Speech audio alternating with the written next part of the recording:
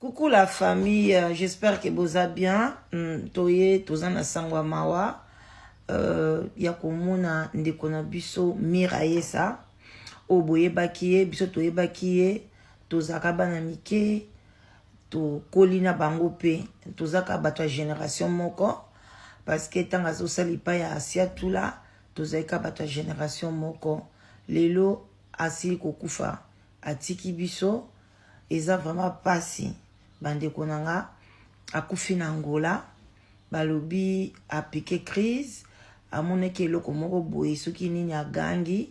mba moko apike crise bakene na hôpital atiki biso. Eza vraiment pasi na mitema bande konanga bozomona ndenge tozo sila na mokili liwa ezoya na ndenge nyonso bamsusu bazo kidnape bango babomi bango bamsu bazo kufa balali balamuki te bamsu bazo kufa na maladie longue et pénible bamsu bazo kufa na ba assassinat bamsu bazo kufa na bambasu donc tozo kufa na modèle pona kolobake mokili o eza ya biso te toza ba pèlerin to tchaka ngona mutu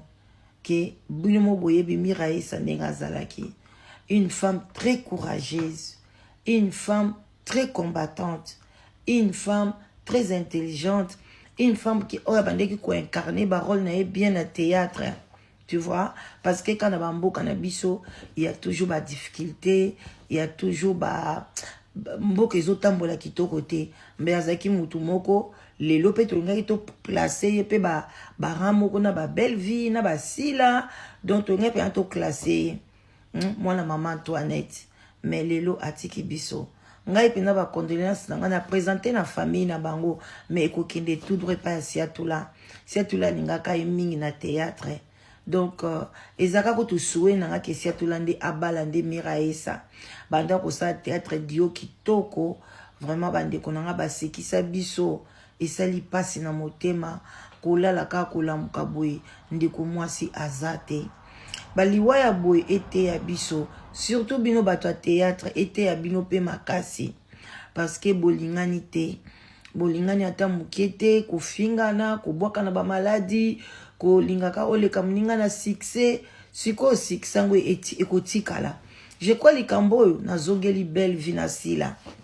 ete ya bino bokanisa te likambo boye ekweleli kaka nani Miraesa te liwe koya pa ya mutu nyonso to même ngape oyo un jour na oleka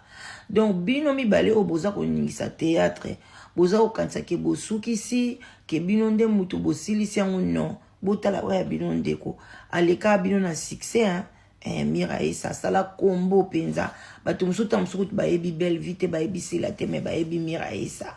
Voilà donc bande konanga eza passé salinga passé tango na yoki yango na bi non na koleka boite na Angola pina bazolela makasi na minute otozoloba Miraesa zana morgue atiki biso. Alors bande konanga to milengili malamu to lingana to se pardonner so oza vraiment na likamba muninga bato bakanda kuna tina kati tina kunda ezana tina morote faut kozala fair play na mokili kolingana na mutu nyonso voilà quoi kozana problème na mutu te kozana vie moko paisible vie moko akimia donc parce que lobby toyebi yango te même oyo koya après mission oyo na yebite pour le moment nga na olobaki après mission nga na osala gym na osala sport mais o nzamba bombeli nga na yebite mais na yebiki nzamba bombeli nga longue vie donc nga fona mona bakoko ya bana nga parce que wana ezaka souhait nanga pe ona senga toujours nzambe vraiment bande konanga tolela Miraesa pe to sengi na communauté théâtrale papa elombe bino so boza na Congo aza monument na biso toza na besoin to kunda na Congo na mboka na biso botike na Angola te ka ndenge bosalaka ba cotisation na bino ka ndenge ezalaka kimotema bolamu na bino bolongwa tina bokenda na Congo Brazzaville bokenda kozwa ndeko Mélodie boyaka kokunde na Kinshasa soki pe bozwili biso Miraesa boye na ye na Congo e ozala pe sengo mingi donc elonga na ye kosenga kaka na famille théâtrale botelema bozongisa Mira Yesa na kati ya Congo Kinshasa bakunda ye na Congo Kinshasa ekozala bien na ba famille na ye na bandeko na ye. Et puis tozosenga bonne guérison na 7e bagarre ye lisusu ayelaki biso makambo awa aswani agangi azali na ba secret o batikelaki epa mowei ba audio biloko wana nyonso 7e bagarre ifale ka obimisa yango tant mosusu oninga ozala libéré yo biloko ebele obombaki mais tozo juger ote eloka to souhaiter na 7e bagarre vraiment Nzambe amona yo guérison na yo ezala mama oyo asungaka bino atinda bino na ba étranger bosunga botuna ye asunga air yango oyo ya kozwa 7e bagarre ya kotinda ye na bamboka mosusu azwa traitement ya malamu mpona ntanga okufa na ye bomemi eta na métropole soki wa bokendaka na ba cinquantenaire moto olamuka liso te. En tout cas eza pasi Nzambe a pese mitema na bino asunga penza Mira Yesa suwe ezali azonga na kati ya Kinshasa. Vraiment bandeko nanga eza sango ya mawa epesi pasi ya kolobeze bele mais totiki nyonso na maboko ya Nzambe. Nzambe ndapesaka Nzambe ndazwi botikala malamu. Bisous bye bye.